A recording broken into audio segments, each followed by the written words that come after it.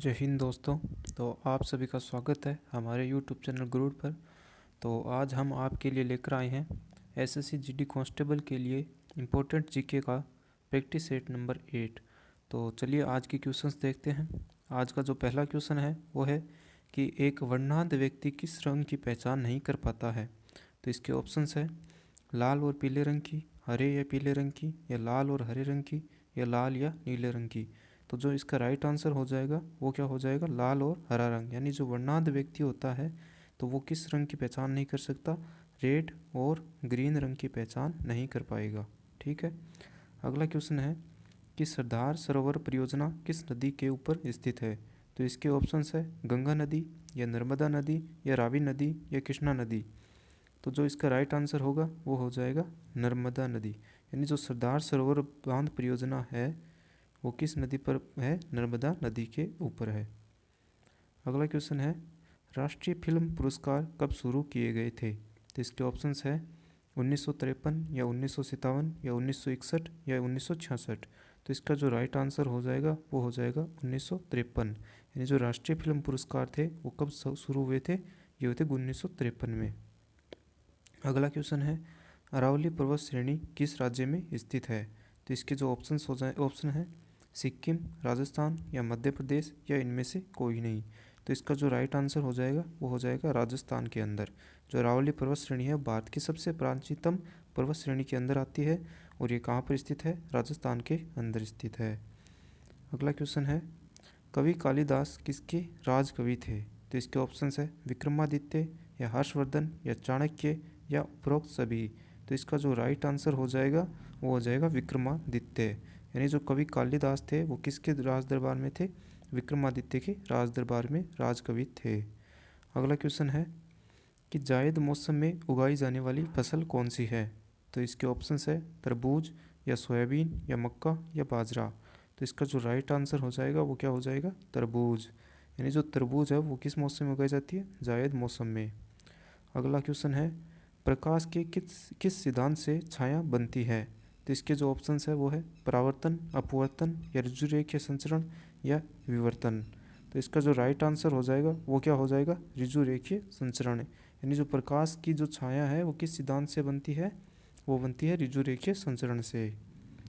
अगला क्वेश्चन है अगले क्वेश्चन में पूछा है भारत रत्न पाने वाले पहले विदेशी कौन थे। तो इसके जो ऑप्शंस है वो है नेल्सन मंडेला, या इंदिरा गांधी, या खान अब्दुल गफ़ार खान, या अल्बर्ट आइंस्टाइन।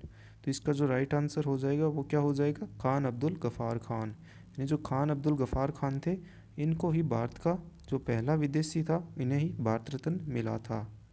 ठीक है। अगले क्वेश्चन में पूछा है कि सौर ऊर्जा का मुख्य कारण है। तो इसके ऑप्शंस है विखंडन अभिक्रिया, दहन अभिक्रिया, या इसकी जगह होगा संलयन अभिक्रिया। और अगला ऑप्शन है रासायनिक अभिक्रिया।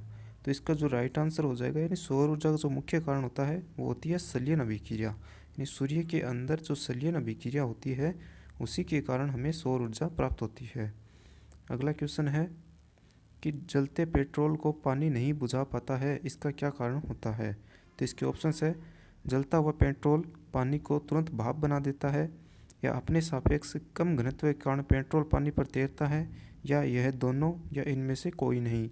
तो इसका जो राइट आंसर हो जाएगा वो हो जाएगा पेट्रोल जो है अपने कम घनत्व के कारण पेट्रोल पानी के ऊपर तैरता है। तो यही इसका कारण होता है कि पानी पेट्रोल को नहीं बुझा पाता है। अगला क्वेश्चन है कि भारत में अधिकतम कृषि योग्य क्षेत्र को घेरने वाली फसल कौन सी है। तो इसके ऑप्शंस है चावल, गेहूँ, या चना, या अलसी। तो जो सबसे ज़्यादा कृषि योग्य क्षेत्र को घेरने वाली फसल है वो कौन सी होती है, चावल। यानी भारत के अंदर सबसे ज़्यादा कृषि क्षेत्र कौन घेरता है, चावल की जो फसल होती है वो घेरती है। अगले क्वेश्चन में पूछा है मस्तिष्क की सुरक्षा के लिए मस्तिष्क के ऊपर परत कौन कौन सी होती है। तो इसके ऑप्शंस है पायमेटर, या डूरामेटर, या अरेक्नोइड, या उपरोक्त सभी। तो इसका जो राइट आंसर हो जाएगा वो हो जाएगा उपरोक्त सभी। यानी ये तीनों परतें मस्तिष्क के ऊपर सुरक्षा परत के रूप में काम करती है। अगले क्वेश्चन में पूछा है सोपान कृषि कहाँ की जाती है। तो इसके जो ऑप्शंस है वो देखते हैं। ऑप्शंस है पहाड़ों के ढलान पर, या शुष्क क्षेत्रों में, या छत के ऊपर, या पहाड़ की चोटी पर।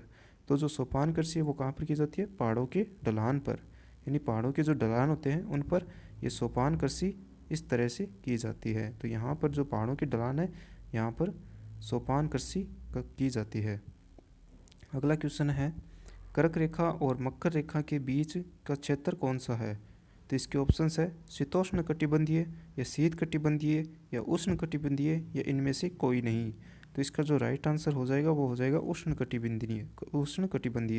तो जो कर्क रेखा और मकर रेखा के बीच का जो क्षेत्र कहलाता है वो क्या कहलाता है, उष्ण कटिबंधीय क्षेत्र। अगला क्वेश्चन है, इनमें से कौन सा रसायन मनुष्य की लार में होता है?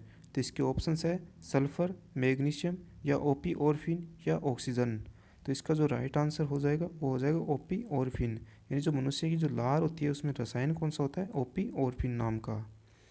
अगला क्वेश्चन है, रक्त में ग्लूकोज की मात्रा नियंत्रित रहती है किसके कारण? तो इसके ऑप्शंस है सोमेटोस्टेटिन के कारण या ग्लूकागोन के कारण या इंसुलिन के कारण या इनमें से कोई नहीं। तो इसका जो राइट आंसर हो जाएगा वो हो जाएगा इंसुलिन के कारण, यानी जो रक्त में जो ग्लूकोज की मात्रा है वो इंसुलिन के द्वारा नियंत्रित होती है। अगला क्वेश्चन है, निम्नलिखित में से जन्म के बाद किस ऊतक कोशिका का विभाजन नहीं होता है?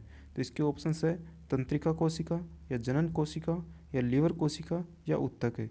तो इसका जो राइट आंसर हो जाएगा वो हो जाएगा तंत्रिका कोशिका, यानी जन्म के बाद तंत्रिका कोशिका के अंदर बिल्कुल भी विभाजन नहीं होता है।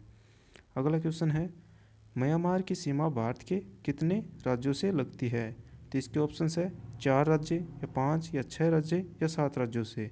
तो जो राइट आंसर होगा वो हो जाएगा 4 राज्य, यानी म्यांमार की जो सीमा है वो भारत के 4 राज्यों से लगती है। अगला क्वेश्चन है, किसी बिजली की इस्त्री को जल गर्म करने के लिए जल गर्म करने के लिए कौन सी धातु का प्रयोग किया जाता है? तो इसका ऑप्शंस है तांबे का या टंगस्टन धातु का या नाइक्रोम धातु का या जस्ता धातु का। तो जो इसका राइट आंसर हो जाएगा वो हो जाएगा नाइक्रोम धातु का, यानी जो जल गर्म करने के लिए जो इस्त्री यानी जो काम में ली जाती है उसके लिए नाइक्रोम के तार होते हैं उन्हें काम में लिया जाता है, नाइक्रोम की धातु का।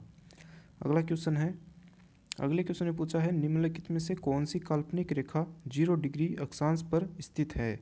तो इसके जो ऑप्शंस है वो है भूमध्य रेखा, कर्क रेखा या मकर रेखा या इनमें से कोई नहीं। तो इसका जो राइट आंसर हो जाएगा वो हो जाएगा भूमध्य रेखा, यानी जो काल्पनिक रेखा है वो 0 डिग्री अक्षांश पर कौन सी काल्पनिक रेखा है वो है भूमध्य रेखा। अगला क्वेश्चन है, निम्नलिखित में से कौन सी रबी की फसल नहीं है? तो इसके ऑप्शंस है जौ, गेहूँ, मूंगफली या सरसों। तो इसका जो राइट आंसर हो जाएगा वो हो जाएगा मूंगफली, यानी मूंगफली है वो एक खरीफ की फसल है, और जो गेहूँ और जौ और गेहूँ और सरसों है वो है रबी की फसलें। ये सारी रबी की फसलें हैं, ठीक है। अगला क्वेश्चन पूछा है, अगले क्वेश्चन में है, प्राचीन काल में से स्रोत सामग्री लिखने के लिए कौन सी भाषा थी? तो इसके ऑप्शंस है संस्कृत भाषा या पाली भाषा या अगला ऑप्शन है दोनों या खरोष्टी भाषा। तो इसका जो राइट आंसर हो जाएगा वो क्या हो जाएगा, संस्कृत भाषा, यानी संस्कृत जो भाषा थी उन्हें ही स्रोत सामग्री लिखने के काम में लिया जाता था प्राचीन समय में। अगला क्वेश्चन है, काराकोरम दर्रा कहाँ पर स्थित है? तो इसके ऑप्शंस है उत्तराखंड के अंदर या अरुणाचल प्रदेश के अंदर या लद्दाख के अंदर या जम्मू कश्मीर के अंदर। तो इसका जो राइट आंसर हो जाएगा वो हो जाएगा लद्दाख के अंदर, यानी जो काराकोरम दर्रा है वो कहाँ स्थित है, लद्दाख के अंदर है। अगला क्वेश्चन है, कौन सी काल्पनिक रेखा ग्लोब को 2 बराबर भागों में काटती है? तो इसके ऑप्शंस है कर्क रेखा या मकर रेखा या ईश्वत रेखा या इनमें से कोई नहीं। तो इसका जो राइट आंसर हो जाएगा वो हो जाएगा विषुवत रेखा, यानी विषुवत रेखा जो ग्लोब है उस ग्लोब को 2 भागों में कौन सी रेखा काटती है, विषुवत रेखा काटती है, ठीक है। अगले क्वेश्चन पूछा, निम्नलिखित में से अंतर्राष्ट्रीय दिनांक रेखा कौन सी है? तो इसके ऑप्शंस है विषुवत रेखा या 0 डिग्री देशांतर रेखा या 90 डिग्री पूर्वी देशांतर रेखा या 180 डिग्री देशांतर रेखा। तो इसका जो राइट आंसर हो जाएगा, यानी जो अंतर्राष्ट्रीय दिनांक रेखा है वो कौन सी रेखा होती है, 180 डिग्री देशांतर रेखा, यानी 180 डिग्री जो देशांतर रेखा है उसे ही अंतर्राष्ट्रीय दिनांक रेखा कहा जाता है। तो ये थे आपके टॉप 25 इंपॉर्टेंट जीके के क्वेश्चंस। तो ये वीडियो आपको कैसा लगा हमें कमेंट सेक्शन में ज़रूर बताएं, एंड वीडियो को लाइक करें एंड ज़्यादा से ज़्यादा शेयर करें। Thanks for watching this video.